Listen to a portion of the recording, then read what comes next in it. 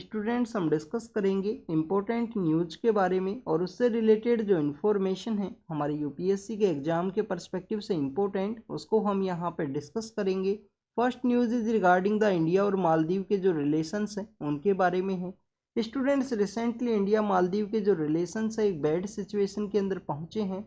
Indian government के द्वारा recently Lakshadweep islands के रिगार्डिंग में एक टूरिज्म का जो कैंपेन है वो चलाया गया था कि लक्षद्वीप आइलैंड्स के वहाँ पे इंडियन जो सिविलियन पर्सन्स हैं उनको विजिट करना है जिससे कि टूरिज्म को बूस्ट किया जा सके। आप देखिए कि उसी टूरिज्म को बूस्ट करने के दौरान में जो मालदीव के जो मिनिस्टर्स हैं उनके द्वारा डेरोगेटरी वर्ड्स को यूज किया गया इंडिया के अगेंस्ट में। उसी समय में एक सोशल मीडिया के ऊपर मालदीव को बाइकआउट करने के रिगार्डिंग में कि मालदीव के अंदर जो टूरिज्म है उसको बाइकआउट करना है, एक कैंपेन है वो चलाया गया। अगर हम टूरिज्म के पर्सपेक्टिव से मालदीव के बारे में डिस्कस करें तो आप देखिए कि टूरिज्म जो सेक्टर है मालदीव के लिए एक इम्पोर्टेंट है। इकोनॉमी के पर्सपेक्टिव से 20% के आसपास जो जीडीपी के अंदर जो कंट्रीब्यूशन है उसके अंदर रोल प्ले करता है। आप देखिए कि वर्क फोर्स का जो एंगेजमेंट है वो भी आपको डायरेक्टली और इनडायरेक्टली वे में एक large section of the work force आपको देखने के लिए मिलेगा कि जो टूरिज्म सेक्टर के ऊपर में कम्प्लीटली डिपेंडेंट है। तो इंडियन सिविलियन पर्सन्स के द्वारा इस तरीके के सोशल मीडिया के ऊपर कैंपेन देखने के लिए मिला जिसके अंदर मालदीव को यहाँ पे बाइकआउट करना है टूरिज्म के पर्सपेक्टिव से। आप देखिए कि रिसेंटली मालदीव गवर्नमेंट के द्वारा एक डेडलाइन है उसको इश्यू किया गया है कि 15 मार्च से पहले इंडिया की जो डिफेंस फोर्सेज के जो लोग हैं जो मालदीव के आइलैंड्स के वहाँ पे प्रेजेंट है उनको अपना जो विड्रॉल है उसको कैरी आउट करना है।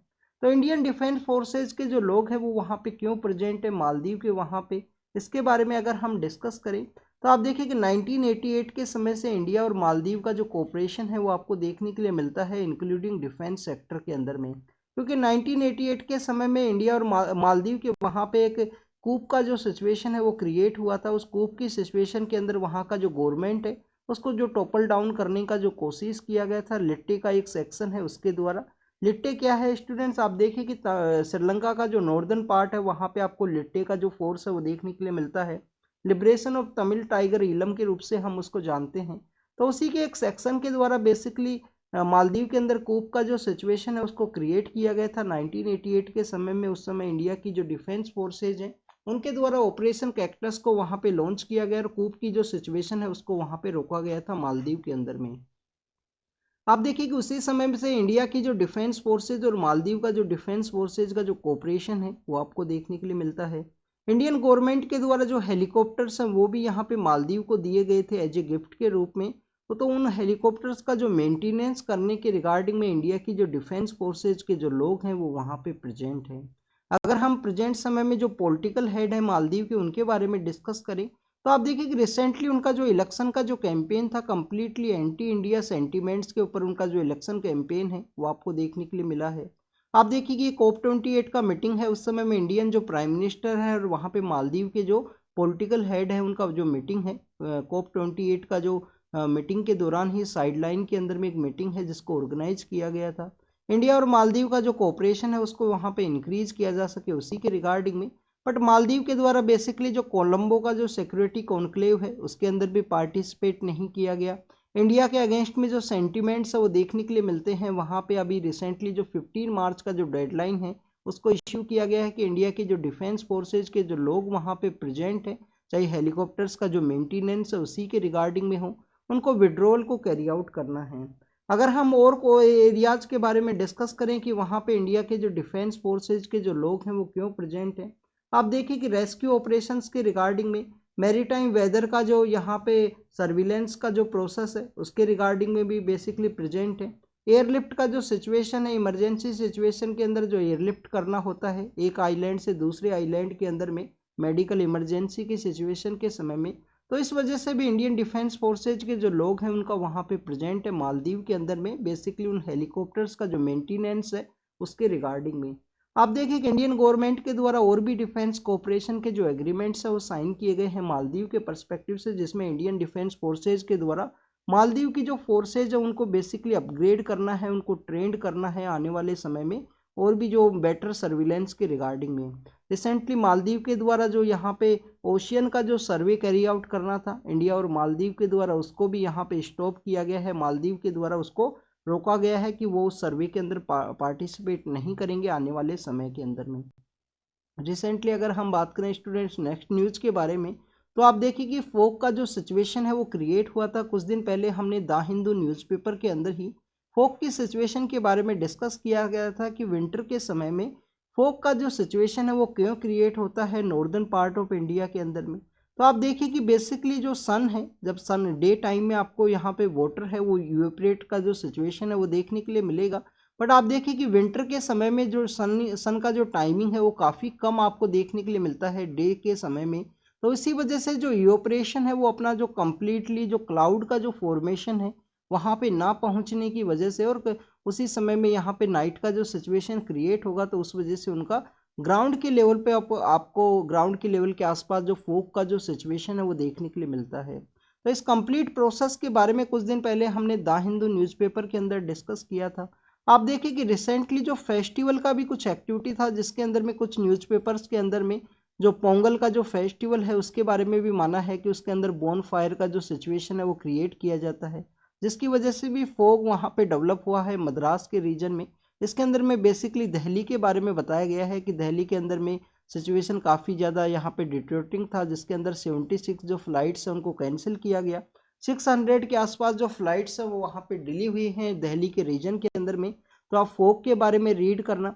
आप देखिए कि नॉर्दर्न पार्ट ऑफ इंडिया के अंदर आपको विंटर्स के समय में जो वेस्टर्न डिस्टर्बेंस है वो भी आपको देखने के लिए मिलते हैं। वेस्टर्न डिस्टर्बेंस की वजह से या इरिगेशन का जो एक्टिविटीज़ है उनकी वजह से मॉइस्चर का जो प्रेजेंस है वो आपको काफ़ी देखने के लिए मिलेगा। उसी की वजह से यहाँ पे जो हैवी फोग है वो यहाँ पे डेवलप होता है नॉर्दर्न पार्ट ऑफ इंडिया के अंदर में। Students recently world economic forum का जो डावोस के अंदर मीटिंग होता है, एनुअल मीटिंग होता है, जिसको कि हम डावोस समिट के रूप से भी जानते हैं।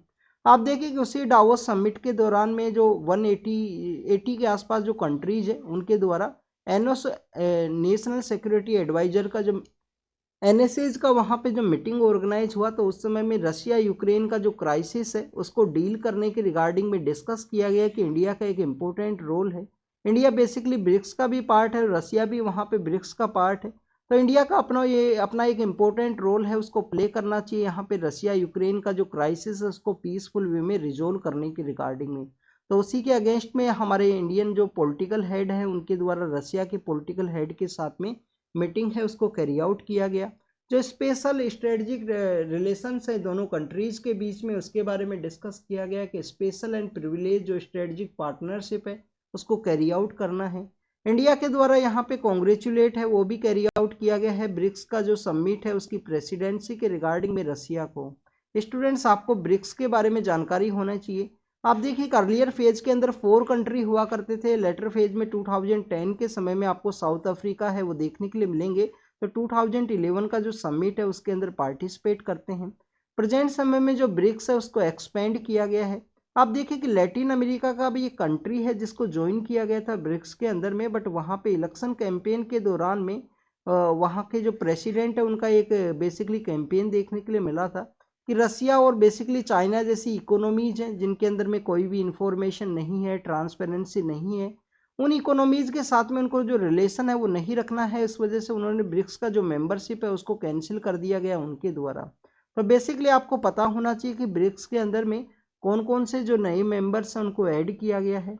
क्या इथोपिया को ऐड किया गया है या नहीं किया गया, क्या ईरान को ऐड किया गया है, सऊदी अरेबिया को वहाँ पे ऐड किया गया है नहीं किया गया।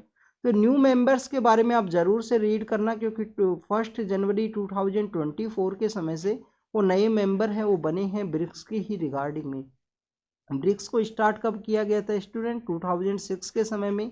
कौन किसके द्वारा इस वर्ड को बेसिकली कोइन किया गया उसके बारे में भी रीड करना, तो ये आपका होमवर्क है ब्रिक्स के ही पर्सपेक्टिव से। इंडिया ने रसिया के साथ में कौन कौन से एरियाज है जिसके अंदर कोऑपरेशन को इंक्रीज करने के बारे में डिस्कस किया गया।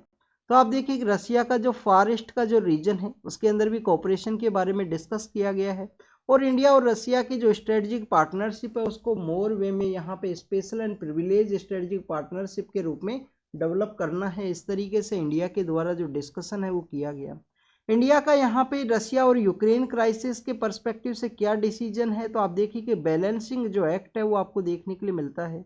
इंडिया का मेन टारगेट यही है कि बैलेंसिंग एक्ट के रूप में यहाँ पे जो पीसफुल वे में जो जितना भी यहाँ पे कन्फ्लिक्ट है उसको रिजोल्व करने का कोशिश है वो किया जाना चाहिए। स्टूडेंट्स हम डावोस समिट के बारे में डिस्कस करेंगे, जहां पे एनएसएज का जो मीटिंग है, नेशनल सिक्योरिटी एडवाइजर्स की मीटिंग के अंदर में इंडिया के रोल के बारे में डिस्कस किया गया। आप देखिए कि डावोस से पहले आपको वर्ल्ड इकोनॉमिक फोरम है उसके बारे में आपको जानकारी होनी चाहिए। आप देखिए कि 1971 के समय में एक पर्सन हुआ करते थे। पर्सन का बेसिकली क्या नाम है, जिनके द्वारा वर्ल्ड इकोनॉमिक फोरम है उसको यहाँ पे स्टार्ट किया गया, तो उनको हम क्लोज स्कोप के नाम से जानते हैं। क्लोज स्कोप नाम के जो पर्सन हैं, उनके द्वारा वर्ल्ड इकोनॉमिक फोरम को इनिशियल समय में यूरोपियन मैनेजमेंट फोरम के रूप में स्टार्ट किया गया था। यूरोपियन एरियाज के बारे में जो वहाँ पे डिस्कशन है उसको कैरी आउट किया जाता था। 1973 के समय में उसको वर्ल्ड के जो अलग अलग एरियाज है उसके रिगार्डिंग में उसको इंक्लूड किया गया। आप देखिए कि इसका एक एनुअल समिट डावोस का जो रीजन है उसके अंदर ऑर्गेनाइज की जाती है। क्या इसका हेडक्वार्टर भी डावोस के अंदर ही सिचुएटेड है? तो स्टूडेंट्स आपको पता होना चाहिए इसका जो हेडक्वार्टर है वो आपको जिनेवा के अंदर देखने के लिए मिलता है। बट जो एनुअल समिट है वो ऑर्गेनाइज कहाँ पे की जाती है? डावोस के अंदर में। और ये आपको जब स्विट्जरलैंड के बारे में आप रीड करोगे, स्विट्जरलैंड का जो मैप है उसको आप देखोगे, तो आप देखिए कि इस पार्ट के अंदर में आपको बेसिकली जो जिनेवा है वो देखने के लिए मिलेगा। डावोस आपको नॉर्दर्न पार्ट के अंदर देखने के लिए मिलता है, स्विट्जरलैंड के अंदर में। नेक्स्ट अगर हम बात करें स्टूडेंट्स वर्ल्ड इकोनॉमिक फोरम के बारे में, तो ये डावोस समिट के दौरान में अलग अलग जो एरियाज है उसके बारे में डिस्कशन किया जाएगा। हर एक कंट्री का क्या एनुअल प्लान है उसके बारे में भी डिस्कस किया जाता है। तो आप देखिए कि 15 से लेकर 19 जनवरी तक वहाँ पे जो मीटिंग है उसको ऑर्गेनाइज किया जाएगा डावोस के अंदर में। जब इंडिया के जो मिनिस्टर्स हैं वो वहाँ पे इंडिया के मिनिस्टर या हेड ऑफ द स्टेट वहाँ पे पार्टिसिपेट करते हैं। तो जो भी वहाँ पे पार्टिसिपेट करेंगे उस समय न्यूज़ के अंदर रहेगा, तो उन पॉइंट्स के बारे में भी हम डिस्कस करेंगे। नेक्स्ट अगर हम बात करें वर्ल्ड इकोनॉमिक फोरम के बारे में, तो आप देखिए कि काफ़ी सारी जो रिपोर्ट्स हैं वो निकाली जाती हैं वर्ल्ड इकोनॉमिक फोरम के द्वारा। जैसे ग्लोबल कम्पिटिटिवनेस रिपोर्ट है वो निकाली जाती है। ग्लोबल कम्पिटिटिवनेस के रिगार्डिंग में जो रिपोर्ट है वो निकाली जाती है। आप देखिए कि 2019 का जो प्रीलिम्स है उसके अंदर में इससे रिलेटेड जो क्वेश्चन है वो पूछ लिया गया था कि रिपोर्ट किसके द्वारा निकाली जाती है, तो वर्ल्ड इकोनॉमिक फोरम के द्वारा। ग्लोबल जेंडर गैप रिपोर्ट है वो काफ़ी ज़्यादा इंपॉर्टेंट है। ग्लोबल जेंडर गैप रिपोर्ट है जिसके अंदर जेंडर के पर्सपेक्टिव से 4 पैरामीटर्स वहाँ पे कंपैरिजन है उसको कैरी आउट किया जाएगा। जेंडर गैप रिपोर्ट के अंदर अगर हम बात करें 127 इंडिया का जो रैंक है वो देखने के लिए मिला था। लास्ट ईयर 135 था 2022 के समय में। 2023 के अंदर 127 जो रैंक है इंडिया का रहा है ग्लोबल जेंडर गैप रिपोर्ट के अंदर में। तो आप देखिए कि हम ग्लोबल जेंडर गैप रिपोर्ट का एक पैरामीटर है पॉलिटिकल एम्पावरमेंट, उसके अंदर हाईएस्ट आपका इंडिया का जो रैंकिंग है वो देखने के लिए मिलता है। क्योंकि हमारे यहाँ पे थर्ड टायर के अंदर में जो पंचायती राज इंस्टीट्यूशंस है वहाँ पे जो रिजर्वेशन का प्रोविजन किया गया है, तो उसकी वजह से इंडिया का पॉलिटिकल एम्पावरमेंट के अंदर वुमेन्स का जो पार्टिसिपेशन है काफ़ी हाई आपको देखने के लिए मिलेगा। और सबसे ख़राब आपको एजुकेशन सेक्टर के अंदर में और हमारा जो न्यूट्रिशनल का जो सेक्टर है, हेल्थ का जो अटेनमेंट का जो सेक्टर है उसके अंदर में देखने के लिए मिलेगा। क्योंकि हमारे यहाँ पे लोअर वेट है, स्टंटिंग एंड वेस्टिंग का जो सिचुएशन है वो महिलाओं के अंदर काफ़ी कुछ देखने के लिए मिलता है। नेक्स्ट अगर हम बात करें तो ग्लोबल जेंडर गैप रिपोर्ट के रिगार्डिंग में 2017 का जो प्रीलिम्स का पेपर था उसके अंदर पूछा गया था पेपर में एक क्वेश्चन।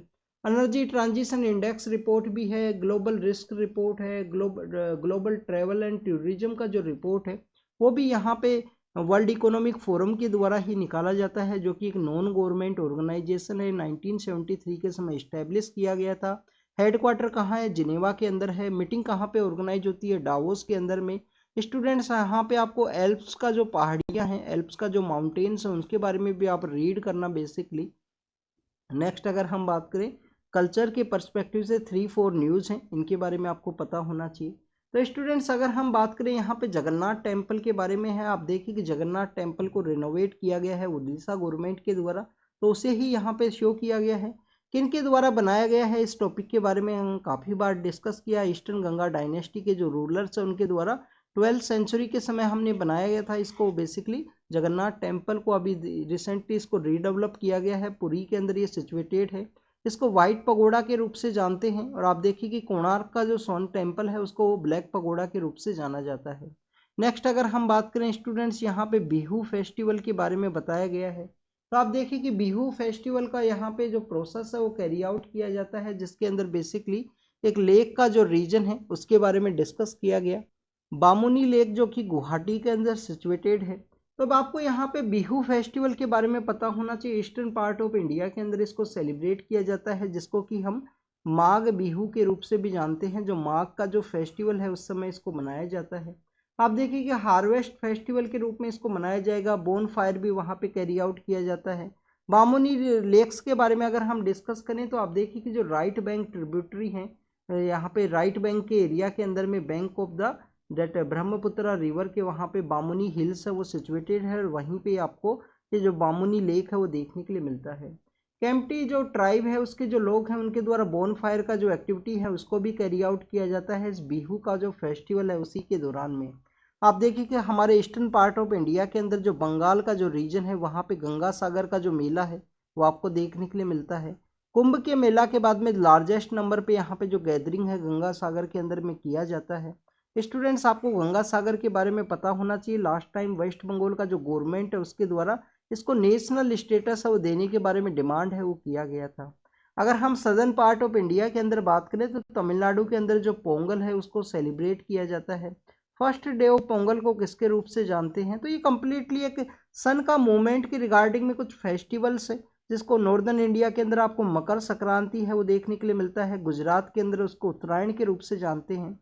तो आप देखिए कि हमारा जो सन है, सन बेसिकली ये हमारा नॉर्दर्न पार्ट है, ये ईस्टर्न पार्ट है, ये सदर्न पार्ट है, ये वेस्टर्न पार्ट है। तो आप देखिए कि सन हमेशा जो राइज करता है ईस्टर्न सेक्शन से आपको देखने के लिए मिलता है। और मकर संक्रांति का हम फेस्टिवल क्यों सेलिब्रेट करते हैं, या गुजरात के अंदर उसको उत्तरायण के रूप से जाना जाता है, कि सन का जो मूवमेंट है वो आपको नॉर्दर्न साइड देखने के लिए मिलेगा। तो विंटर्स का जो पीक है उस समय में आपको जो सन है वो आपको ईस्टर्न डायरेक्शन के अंदर देखने के लिए मिलता है। और आप देखिए कि अब 14 जनवरी का जो दिन है जो सोलार का जो साइकिल के ऊपर डिपेंड है कम्प्लीटली इसका सेलिब्रेशन, मकर संक्रांति या उत्तरायण हो। तो इसके समय में जो सन का जो मूवमेंट है नॉर्थवर्ड आपको देखने के लिए मिलेगा। और आप देखिए कि समर का जो पीक का जब समय आएगा तो उस समय जो सन का जो राइजिंग है वो आपको लिटिल बिट नॉर्दर्न साइड आपको देखने के लिए मिलता है। तो ये पोंगल फेस्टिवल के बारे में है कि एक भारत श्रेष्ठ भारत का जो बेसिकली कैंपेन है उसको ये प्रमोट करता है। गंगा सागर का फेस्टिवल है, बिहू का फेस्टिवल के बारे में बताया गया। और यहाँ पे जगन्नाथ टेम्पल के पर्सपेक्टिव से डिस्कस किया गया है। वाइट पगोड़ा के रूप से हम जानते हैं। एक पेंटिंग को भी वहाँ पे यूज किया जाता है। बेसिकली रघुराजपुर नाम का एक विलेज है वो काफ़ी ज़्यादा फेमस है। वहाँ पे जो यात्रा निकाली जाती है जगन्नाथ टेम्पल के अंदर में, तो उस यात्रा के अंदर में जो रथ को जो यूज किया जाता है वो रघुराजपुर विलेज के जो लोग हैं उन्हीं के द्वारा उसको डेवलप किया जाता है। Next is regarding the speaker के पर्सपेक्टिव से है। स्टूडेंट्स, आपको यहाँ पे स्पीकर के बारे में जानकारी होनी चाहिए कि महाराष्ट्र के जो स्पीकर हैं उनको बेसिकली पेटिशन जो फाइल की गई थी यहाँ पे डिस्क्वालिफिकेशन ऑफ मेंबर्स के रिगार्डिंग में था। बट उनके द्वारा डिसाइड किया गया कि यहाँ पे कौन सा जो फैक्शन है वो रियल पॉलिटिकल पार्टी है। अब ये रियल पॉलिटिकल पार्टी डिसाइड करने का जो कम्प्लीटली जो राइट है इलेक्शन कमीशन के पास में है, क्योंकि इलेक्शन सिंबल्स के रिगार्डिंग में एक एक्ट है जिसके अंदर इलेक्शन कमीशन को ये जो पावर है वो दिया गया है। तो स्पीकर के पर्सपेक्टिव से यहाँ पे डिस्कस किया गया है कि सबसे पहले उनके द्वारा मेंबरशिप के बारे में डिस्कशन करना चाहिए, जिसके रिगार्डिंग में एक राजेंद्र सिंह राणा वर्सेज स्वामी प्रसाद मौर्य का एक केस है। ये बेसिकली गोरखपुर के रीजन से रिलेटेड एक पॉलिटिकल पर्सनस हैं। तो आप देखिए कि 2000 के समय में वहाँ पे उत्तर प्रदेश के अंदर में कुछ इसी तरीके से एक फैक्शन का दूसरे फैक्शन के रिगार्डिंग में मर्जर है वो देखने के लिए मिला था। तो अगर यहाँ पे एक फैक्शन से दूसरे फैक्शन के अंदर में किसी भी के द्वारा किया जाता है, मर्जर किया जाता है, तो उसके अंदर में आपको वॉलेंट्री वो अपना जो मेंबरशिप है वो गिव अप करेंगे, किसी भी दूसरी सेक्शन के साथ में मिलके वो यहाँ पे अलायंस है उसको क्रिएट करते हैं। तो आप देखिए कि महाराष्ट्र के अंदर में जो एकनाथ शिंदे का जो फैक्शन है जो प्रेजेंट समय में सीएम है महाराष्ट्र के, उनके द्वारा दूसरे जो लोगों के साथ मिलके यहाँ पे गवर्नमेंट है उसको फॉर्म किया गया। तो उस समय में वॉलेंट्री उनका जो मेंबरशिप है वो चला जाना चाहिए। यहाँ पे स्पीकर को इस तरीके से जो डिसीजन है वो कैरी आउट करना चाहिए था। नेक्स्ट अगर हम बात करें एक फैक्शन का दूसरे फैक्शन के अंदर अगर स्प्लिट होता है तो स्प्लिट का जो प्रोविजन 10 शेड्यूल के अंदर हुआ करता था इनिशियल फेज के अंदर में, उस स्प्लिट प्रोविजन को 91st कॉन्स्टिट्यूशन अमेंडमेंट एक्ट के शुरू में डिलीट कर दिया गया। आप देखिए अगर पार्टी का अगर मर्जर होता है तो उसको अलाउ किया गया है, जिसके अंदर में आपको 2/3 मेंबर्स है उसका यहाँ पे बेसिकली फेवर है वो चाहिए मर्जर के दौरान में। और यहाँ पे इलेक्शन कमीशन को कंप्लीट पावर है तो उसी के बारे में डिस्कस किया गया है कंप्लीट एडिटोरियल के अंदर में। आपके एग्जाम के पर्सपेक्टिव से एक इम्पोर्टेंट एडिटोरियल है और आपको जो महाराष्ट्र के अंदर में जिस भी तरीके का पॉलिटिकल डेवलपमेंट हुआ, स्पीकर को क्या पावर है यहाँ पे डिस्क्वालिफिकेशन के रिगार्डिंग में, उसके बारे में आपको जानकारी होनी चाहिए। नेक्स्ट अगर हम बात करें स्टूडेंट्स, हमारा जो दार्जिलिंग के रीजन के अंदर में जो जू है उसके बारे में है, तो आप देखिए कि वहाँ पे ब्रीडिंग के बारे में डिस्कस किया गया है कि स्नो लियोपार्ड के रिगार्डिंग में उनका जो ब्रीडिंग है, एक कैप्टिव ब्रीडिंग है, उसको कैरी आउट किया गया था, तो उसी के बारे में डिस्कस किया गया है। यहाँ पे आपको स्नो लियोपार्ड के बारे में जो बेसिक इन्फॉर्मेशन है उसके बारे में यहाँ पे जानकारी होनी चाहिए। सबसे पहले जियोलॉजिकल पार्क के बारे में डिस्कस करते हैं, जिसको पद्माजा नायडू हिमालय जियोलॉजिकल पार्क के रूप से हम जानते हैं। आप देखिए कि यहाँ पे जो सेकंड नंबर पे हाईएस्ट जो ब्रीडिंग है जिसके थ्रू स्नो लियोपार्ड है, उसका जो नंबर्स है उनको इंक्रीज किया गया कैप्टिव ब्रीडिंग के रूप में। इससे पहले आप देखिए कि न्यूयॉर्क के जो वहाँ पे जो स्नो लियोपार्ड का जो संख्या है, ब्रोंक्स नाम का एक जू है जिसके अंदर में वहाँ पे 77 स्नो लियोपार्ड की जो संख्या है वो देखने के लिए मिला है। स्नो लियोपार्ड के बारे में अगर हम बात करें तो हमारे जो हाई एरियाज है, स्नो का जो एरियाज है उसके अंदर में पाई जाते हैं। स्नो लियोपार्ड का जो वल्नरेबल आईयूसीएन स्टेटस है वो आपको देखने के लिए मिलता है, आईयूसीएन स्टेटस वल्नरेबल है। साइट्स का जो अपेंडिक्स 1 है, साइट्स का जो अपेंडिक्स 1 है उसके अंदर में इसको रखा गया है। और शेड्यूल 1 ऑफ हमारा जो बेसिकली जो शेड्यूल 1 है किसका, वाइल्ड लाइफ प्रोटेक्शन एक्ट का, उसके अंदर में रखा गया है स्नो लियोपार्ड्स को। हाई एरियाज के अंदर में पाए जाते हैं। रिसेंटली जो किर्गिस्तान नाम का जो कंट्री है उसके द्वारा एक नेशनल सिंबल के रूप में भी स्नो लियोपार्ड को प्रमोट किया गया कि नेशनल सिंबल के रूप में वहाँ पे रिकॉग्नाइज किया गया है। आप देखिए कि हमारे यहाँ पे हेमिस नेशनल पार्क है लद्दाख के रीजन के अंदर में। लद्दाख के रीजन के अंदर कौन सा है students, Hemis national park. Hemis national park को इसको बेसिकली स्नो लियोपार्ड का जो कैपिटल है उसके रूप से जाना जाता है कि वहाँ पे highest number of snow leopards हैं वो पाए जाते हैं लद्दाख के अंदर में। जैसे कुछ दिन पहले हमने हमारा जो टेलीग्राम चैनल है उसके ऊपर डिस्कस किया था कि हमारे यहाँ पे अमूर फाल्कन्स हैं। अमूर बेसिकली एक रिवर का एरिया है जहाँ पे उनका ओरिजिन देखने के लिए मिलता है रसिया के अंदर में। तो अमूर फाल्कन्स का जो कैपिटल है वो नागालैंड के अंदर एक विलेज है जिसको कि हम पंक्ति विलेज के रूप से जानते हैं, जहाँ पे अमूर फाल्कन्स का जो पॉपुलेशन है वो देखने के लिए मिलता है। स्नो लियोपार्ड के रिगार्डिंग में आपको जो सिक्योर हिमालय का एक कैंपेन है, सिक्योर हिमालय का जो कैंपेन है ग्लोबल इन्वायरमेंट फैसिलिटी यूएनडीपी के अगेंस्ट में जो चलाया गया था। आप देखिए कि इंडिया के जो 4 स्टेट हैं, जो जम्मू एंड कश्मीर पहले स्टेट हुआ करता था, तो उसमें जो 2 यूटीज हैं, उत्तराखंड है, उत्तराखंड के अलावा आपको जो सिक्किम है वो भी देखने के लिए मिलेगा वहाँ पे, और हिमाचल प्रदेश है। इन सब एरियाज को कवर किया गया है सिक्योर हिमालय के अंदर में। Global snow leopard and ecosystem जो प्रोटेक्शन है उसको भी चलाया गया है गवर्नमेंट के द्वारा में। हिम संरक्षण नाम का भी एक कैंपेन है, वॉलंटरी बेसिस पे चलाया गया गवर्नमेंट के द्वारा। हिम संरक्षण नाम का एक कैंपेन है वो चलाया गया है वॉलंटरी बेसिस पे, जिससे स्नो लियोपार्ड को वहाँ पे प्रोटेक्ट किया जा सके। तो स्टूडेंट्स आपको इस स्नो लियोपार्ड के बारे में पता होना चाहिए। रिकवरी स्पीसीज के अंदर भी इसको रखा गया है।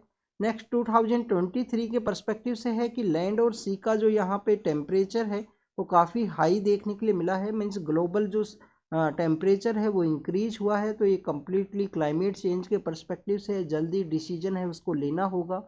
COP28 की मीटिंग के अंदर भी काफ़ी जो सक्सेसफुल जो डिस्कशन है उसको कैरी आउट किया गया कि आने वाले समय में न्यूट्रलिटी को अचीव करना है, यहाँ पे जो मीन टेम्परेचर जो इंक्रीज हुआ है उसको रिड्यूस करना है। नेक्स्ट अगर हम बात करें PM जनमन के बारे में है, तो COP28 स्टूडेंट UNFCCC का COP28 था। UNFCCC का जो COP28 जो कहाँ पे ऑर्गेनाइज हुआ, दुबई के अंदर में, वहाँ पे इस तरीके का जो डिस्कशन है उसको कैरी आउट किया गया था। PM जनमन जो बेसिकली PVTG स्कीम्स के रिगार्डिंग में है, तो उसी के रिगार्डिंग में कुछ जो मनी है वो अलोकेट किया गया है, रिलीज किया गया है गवर्नमेंट के द्वारा। अभी हमने कुछ दिन पहले PVTGs के बारे में डिस्कस किया था। PVTGs के बारे में आपको बेसिक इन्फॉर्मेशन जरूर होनी चाहिए, पार्टिकुलरली वल्नरेबल जो ट्राइबल ग्रुप है। हाईएस्ट नंबर ऑफ उड़ीसा के अंदर पाए जाते हैं, फिर आंध्र प्रदेश के अंदर आपको देखने के लिए मिलते हैं। Students first is regarding the trade deficit के बारे में डिस्कस किया गया है कि दिसंबर के समय में काफ़ी कुछ इंडिया का जो ट्रेड है वो इंक्रीज हुआ था, बट आप देखिए कि ओवरऑल लास्ट 3 मंथ के बारे में अगर हम डिस्कस करें तो इंडिया का जो ट्रेड है वो जो डेफिसिट के रूप में देखने के लिए मिलता है। कॉमोडिटीज़ का जो प्राइस हो, हमारा जो इम्पोर्ट बिल है उसको रिड्यूस करने के बारे में काफ़ी कुछ इससे डिस्कस किया गया है। तो आपको ओवरऑल पता होना चाहिए कि इंडिया का पिछले 3 मंथ्स के अंदर में जो ट्रेड है वो डेफिसिट के रूप में देखने के लिए मिला। स्टूडेंट्स अगर रेड सी के रीजन के अंदर जो क्राइसिस है वो कंटिन्यू रहा तो इंडिया का जो 80% जो एक्सपोर्ट है जो यूरोप के लिए जाता है वो कम्प्लीटली यहाँ पे जो डिस्टर्बेंस है जो देखने के लिए मिलेगा, उसका जो इम्पैक्ट है वो देखने के लिए मिलेगा। आप देखिए कि रेड सी के रिगार्डिंग में जो रशिया यूएसए एंड यूके के द्वारा भी एक कैंपेन है वो चलाया गया था कि रेड सी के अंदर में यहाँ पे जो सी लाइन ऑफ कम्युनिकेशन है उसको सिक्योर किया जा सके। होती रिबेलियंस के द्वारा यहाँ पे शिप्स के ऊपर में अटैक किया गया है कि बेसिकली इजराइल के द्वारा जो वहाँ पे अटैक है उसको रोका जा सके। सिविलियन कम्युनिटीज़ के ऊपर में जो किया गया है गाजा स्ट्रिप के ऊपर में, आप देखिए कि 23,000 के आसपास जो लोग हैं उनका डेथ हुआ है। 2 मिलियन के आसपास जो लोग हैं वो डिस्प्लेस हुए हैं। 90% जो गाजा स्ट्रिप के जो लोग हैं उनका जो डिस्प्लेसमेंट है वो देखने के लिए मिलता है। जिस तरीके से अटैक है उसको कैरी आउट किया गया है इजराइल के द्वारा। इक्वाडोर के बारे में है होस्टेज के पर्सपेक्टिव से, तो आपको इक्वाडोर का जो लोकेशन है उसके बारे में ज़रूर से देखना, ये आपका होमवर्क है कि कहाँ पे सिचुएटेड है इक्वाडोर नाम का जो कंट्री है। इंडोनेशिया के अंदर आप देखिए कि माउंट मारापी के अंदर वोल्कनों का जो इरप्शन है वो देखने के लिए मिला है। आइसलैंड के अंदर भी एक इरप्शन है वो देखने के लिए मिला है रिसेंटली। तो आइसलैंड एंड इंडोनेशिया के बारे में आपको पता होना चाहिए, both countries from the I and I के परस्पेक्टिव से हैं। एंड आइसलैंड एंड इंडोनेशिया के अंदर वोल्कनिक इरप्शन है वहाँ पे हुआ है माउंट मारापी के अंदर में। आइसलैंड के अंदर में बेसिकली एक पेनिनसुलर रीजन है, उसके बारे में हमने टेलीग्राम चैनल के ऊपर डिस्कस किया है, तो उसके बारे में रीड करना आप जरूर से। नेक्स्ट इज रिगार्डिंग द यहाँ पे जो बेसिकली माइग्रेशन के परस्पेक्टिव से डिस्कस किया गया। और आप देखिए कि इजराइल के परस्पेक्टिव से जो न्यूज़ है उसको बताया गया है। वर्ल्ड इकोनॉमिक फोरम के अंदर रसिया और यूक्रेन के बारे में डिस्कस किया, इसके बारे में हम ऑलरेडी डिस्कस कर चुके हैं। इंडिया के रोल के बारे में बताया गया है एनएसएस की मीटिंग के अंदर में। साउथ जो यहाँ पे इजराइल के द्वारा जो स्ट्राइक है उसको कैरी आउट किया गया है सेंट्रल एंड सदर्न गाजा के स्ट्रिप के रीजन के अंदर में। 100 डेज का जो कन्फ्लिक्ट है वो यहाँ पे पहुंच चुका है प्रेजेंट समय में। तो आप देखें कि पीस काफ़ी ज़्यादा ज़रूरी है वर्ल्ड के अंदर में। जिस भी तरीके से यहाँ पे ताइवान के अंदर इलेक्शंस कंप्लीट हुए हैं उनके द्वारा चाइना को रियलिटी फेस करने के बारे में कहा गया है। ताइवान के लोकेशन के बारे में ऑलरेडी हमने डिस्कस किया, फॉर्मोसा के नाम से अर्लियर फेज में उसको जाना जाता था। और आप देखिए कि ईस्टर्न पार्ट ऑफ चाइना के अंदर में या ईस्ट चाइना सी के अंदर में वो सिचुएटेड है ताइवान। हमको रिसेंटली वहाँ पे इलेक्शंस कंप्लीट हुए हैं। तो this is all the information related to the today's newspaper. हमने 15 के जो न्यूज़ कवर नहीं किया था उन टॉपिक्स को यहाँ पे ऐड किया है। और आप देखिए कि 16 के अंदर द हिंदू न्यूज़पेपर है वो पब्लिश नहीं हुआ है, तो उसकी भी जो न्यूज़ है उसको हमने यहाँ पे ऐड किया। तो thank you students, thank you very much.